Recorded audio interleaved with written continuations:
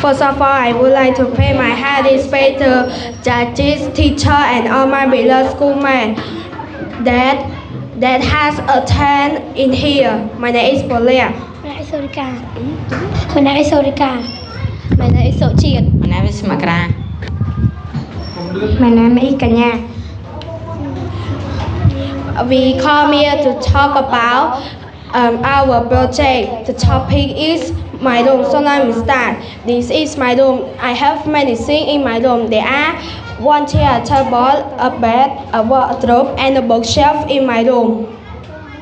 The table is near the window. There is an important book on the table.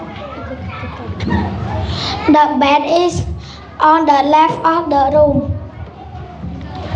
There are many books.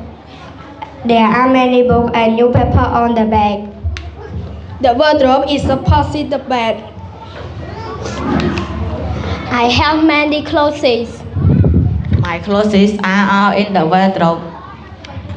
The bookshelf is on the wall. There are many books on it. And we also add a yard our room background. We made this project because we want to show everything that I have in our room. Thank you, teacher, and thank you everyone for listening to us.